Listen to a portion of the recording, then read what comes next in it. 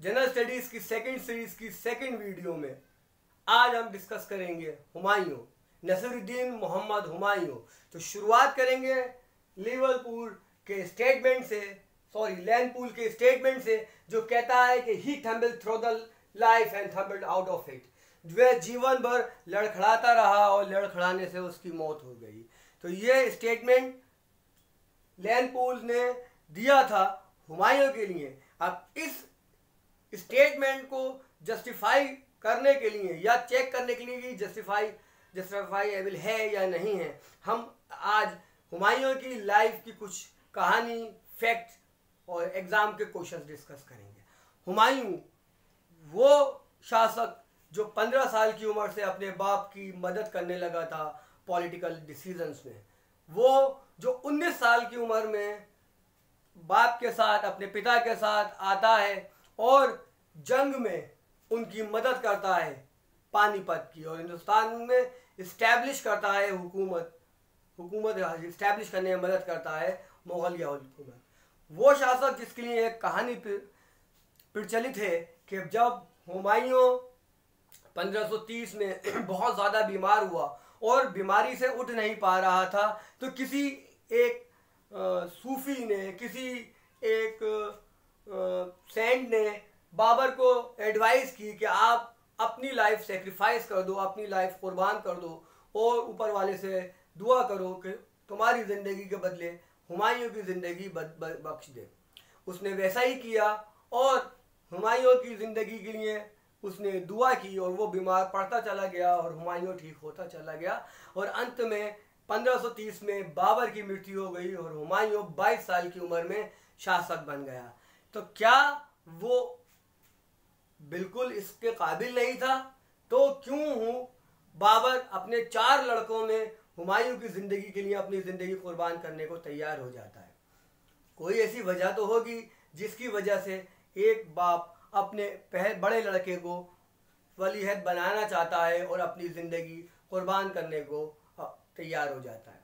तो थोड़ी सी बायोग्राफी समझते हैं इनके बारे में कि ये 1508 में काबुल में पैदा हुए। जिस टाइम काबुल में शासक था बाबर, तो 1508 में पैदा हुए। महम बेगम इनकी मदर का नाम था। इनके 3 भाई और थे जो अलग अलग माओं से थे, उसका डिस्कस अभी एग्जाम में इतना ज़्यादा नहीं आता तो नहीं करूँगा।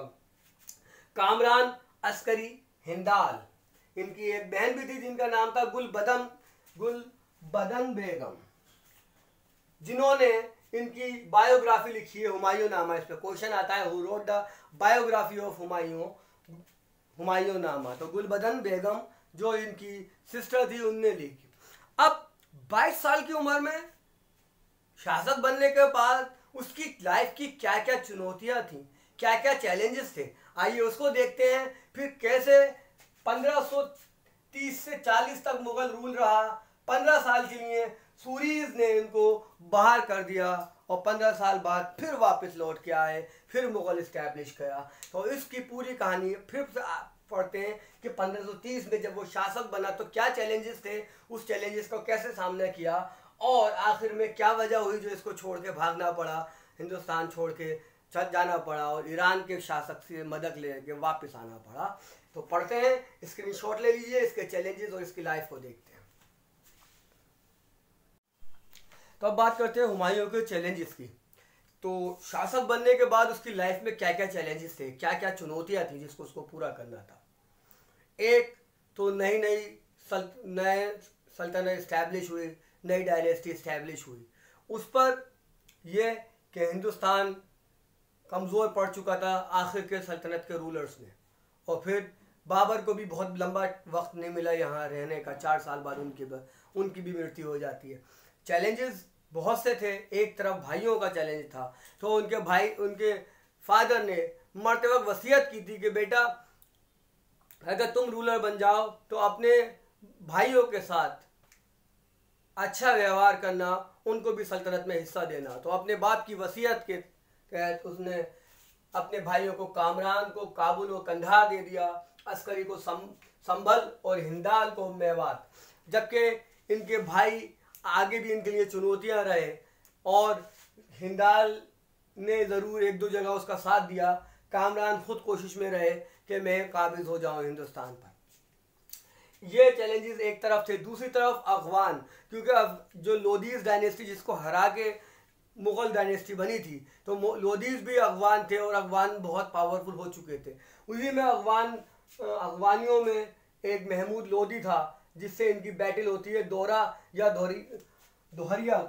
ये 1532 में बैटल होती है महमूद लोदी और शेर खान की, और इसमें हुमायूं जीत जाता है और शेर खान भाग जाता है। ये शेर खान बता दूं वही शेर खान है, आगे जाके शेरशाह सूरी बनेगा और सूर डायनेस्टी इस्टेब्लिश करके मुगलों को 15 साल के लिए भगा देगा। तो अब इसके बाद दूसरा इनका चैलेंज था गुजरात। गुजरात में बहादुर शाह नाम का एक रूलर रूल करता था और वो अपनी ताकत बढ़ाए जा रहा था। एक एपिसोड है करणवती होती है, वो हुमायूं को राखी भेजती हैं, तो ये करणवती के खिलाफ भी कह देता है कि आप करणवती का साथ मत दीजिए, मैं पूरे हिंदुस्तान पे मुस्लिम हुकूमत करना चाहता हूँ। तो इस टाइप की बातें करके ये धीरे धीरे बढ़ रहा होता है और ये मुगलों के लिए ख़तरा हो जाता है। 1535 में गुजरात पर आक्रमण करता है हुमायूं और बहादुर शाह वहाँ से भाग जाता है। अब हुमायूं आगे बढ़ जाते हैं और अगले ही साल ये फिर दोबारा आके कब्जा कर लेता है गुजरात पर। तो कहने का मकसद कि गुजरात पे बहुत ज़्यादा कंट्रोल हुमायूं नहीं कर पाए। उधर चुनारगढ़ का फोर्ट होता है, किला होता है, उसको एक बार और हुमायूं ने हमला करके जीता था, पर उस टाइम शेर खान से ट्रीटी कर लेते हैं और शेर खान से ट्रीटी करके शेर खान फिर भी बाज नहीं आता। तो 1538 में दोबारा हमला करते हैं और ये किला शेर खान के कब्जे में होता है। तो 1538 में ये उस किले पे कब्जा तो कर लेते हैं। उधर शेर खान भागता है और जाके चौसा बिहार पहुंचता है और चौसा में करमनाशा नदी और गंगा नदी के किनारे अपनी फौज इकट्ठी कर लेता है और हुमायूं के आने का इंतजार करता है कि यहाँ हुमायूं से लड़ेंगे। तो वहाँ बैटल ऑफ चौसा होती है 1539 में। यहाँ हुमायूं की किस्मत भी साथ नहीं देती 1539 में, जब वो अपनी फौजें लेके पहुंचता है और जून का महीना है और बहुत तेज़ बारिश पड़ती है। इनकी तोपें बेकार हो जाती हैं जंग में, तो काम नहीं कर पाती जो मुगलों की ताकत थी उस वक्त की। और यहाँ शेर खान से ये हार जाते हैं, नदी के किनारे भागते हैं और इनकी जान बचाता है एक मल्लाह एक बोट में जिसका नाम निज़ाम है। तो क्वेश्चन आ जाए कि किस मल्लाह ने हुमायूं की जान बचाई थी चौसा में, तो उसका नाम निज़ाम था। अगले ही साल बिलग्राम का फिर युद्ध होता है और इस युद्ध में हुमायूं पूरी तरीके से हार जाते हैं। ये फाइनल डिफीट कहलाती है हुमायूं की, और हुमायूं यहाँ से भाग के पहुँचते हैं सरहिंद। तो आप इतना स्क्रीनशॉट ले लीजिए, उसके आगे का देखेंगे फिर। अब 15 साल उसके मुसीबतों के हुमायूं के शुरू हो जाते हैं 1540 से 55 के बीच, जिसमें वो एग्जाइल लाइफ गुजारता है। इसी बीच 1542 में अमरकोट में अकबर भी पैदा होता है। अकबर से पैदा होने से पहले ज़रा सा बता दूं, उनकी माँ जो थी हमीदा बेगम, उनसे वो उसी दौरान शादी करता है और सूफीज़म की तरफ भी उसका रुझान हो जाता है, क्योंकि हमीदा बेगम के जो फादर थे वो एक सूफ़ी थे और हिंदाल के स्पिरिचुअल टीचर भी थे। तो अब हमीदा बेगम से शादी होती है। 1542 में अकबर भी पैदा हो जाता है। मैं कहानी को उसकी शॉर्ट में लेता हुआ जा रहा हूँ क्योंकि वीडियो लंबी हो जाएगी। उधर ये काबुल पहुँचता है तो कामरान से नाकामी मिलती है, कोई वो उनके साथ देने को तैयार नहीं होता। ईरान के शासक के पास पहुँचता है, वहाँ जाके उसको मदद मिलती है, ईरान की मदद से वापस आता है। सबसे पहले तो अपने भाई कामरान को ही हराता है काबुल में और काबुल पे कब्ज़ा कर लेता है। काबुल पे कब्ज़ा करने के बाद कहा जाता है कामरान तो मक्के चले जाते हैं और बाकी की ज़िंदगी अपनी मक्के में गुजारते हैं। उधर एक बैटल में हिंदाल का भी ख़त्म हो चुके हैं, तो भाइयों का संघर्ष तो ख़त्म हो चुका था। इधर 15 साल गुजर गए हैं, 1555 का साल आ गया है।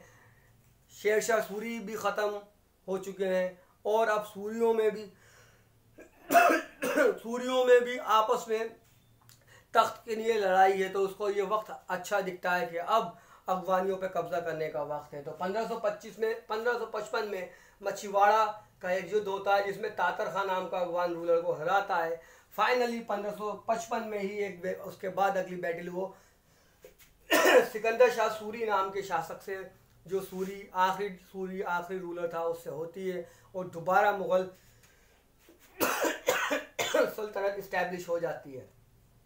1556 में इसकी बनाई हुई एक लाइब्रेरी थी जिसका नाम था दीन पना। याद रखिएगा, दीन पना लाइब्रेरी जो थी ये एस्ट्रोलॉजी पे थी यानी ज्योतिष शास्त्र पर।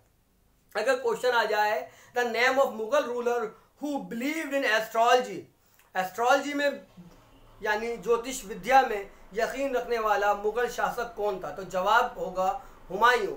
ही used to wear 7 colour clothes in 7 days, 7 दिनों में 7 रंग के कपड़े पहना करता था। चाहे तो अपनी कॉपी पे ये नोट कर लीजिएगा। अगर ऐसे क्वेश्चन आ जाए the name of Mughal ruler who believed in astrology, ये एस्ट्रोलॉजी में भी ट्रस्ट करता था और दीन पना सिटी भी इसने एस्टेब्लिश करी दिल्ली में ही, उसी को अपनी राजधानी बनाया दीन पना। तो दीन पना भी इसने और दीन पना लाइब्रेरी भी इसी की बनाई हुई थी। इस दीन पना लाइब्रेरी की सीढ़ियों पर से लड़खड़ा के गिरा और मौत हो गई। इसी वजह से कहा जाता है कि लड़खड़ाता रहा, लड़खड़ाने से मौत हो गई।